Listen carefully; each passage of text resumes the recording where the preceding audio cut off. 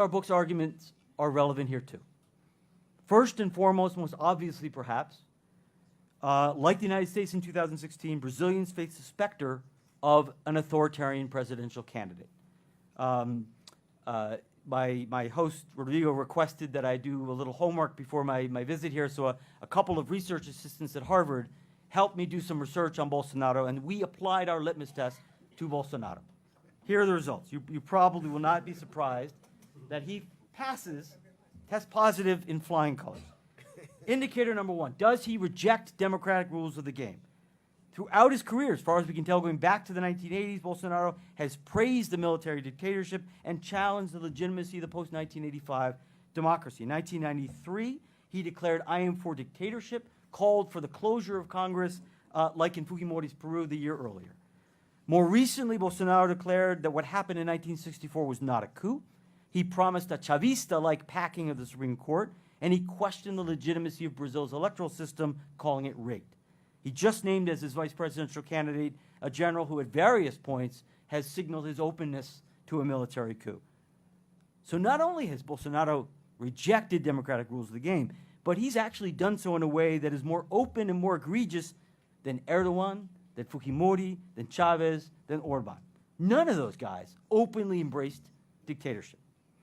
Okay, so he passes that one. Check that box. Indicator number two, toleration or encouragement of violence. In 1998, Bolsonaro said the military should have killed 30,000 people, including Fernando Henrique Cardoso. He's encouraged the extrajudicial police killing of suspected criminals. He has embraced death squads in Rio de Janeiro. He's justified the extrajudicial killing of 19 farm workers in Pará in 1996. Indicator number three, denying the legitimacy of one's partisan rivals. Bolsonaro has called President Cardoso a corrupto who should have been killed during the dictatorship. He calls Lula a criminal, wants to imprison him, and says he, if in government, will treat the MST as terrorists. Indicator number four, a willingness to curtail the civil liberties of opponents. Bolsonaro has repeatedly endorsed the use of torture and extrajudicial killing, including against leftist politicians and activists.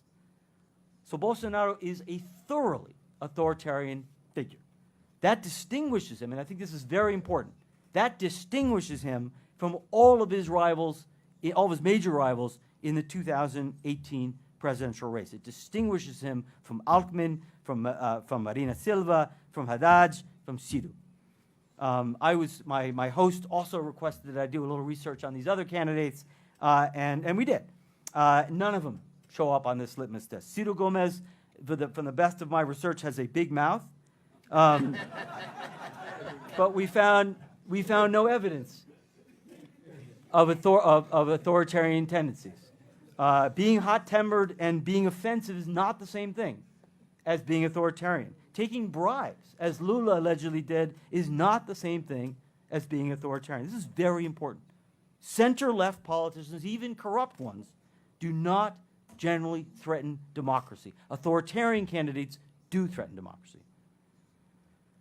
So Brazil may be headed to one of those critical moments that Lins wrote about, when political and economic elites may have to choose, may be forced to choose between their short-term political and policy goals and the long-term defense of democratic institutions. And the overwhelming lesson of my research is that Brazilian elites should resist the temptation to back Bolsonaro under any circumstance, under any second-round scenario you can imagine.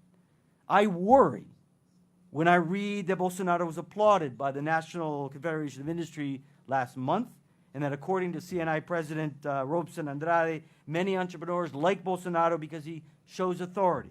I worry a lot that business leaders will decide that Bolsonaro is worth the risk maybe because of the economic policies that Paulo Guedes can deliver, or maybe because it's just better than having to deal with a government led by Ciro or Haddad. This is the historic mistake that Italian liberals made. It's the mistake that German conservatives make. It's the mistake that U.S. Republicans are making today.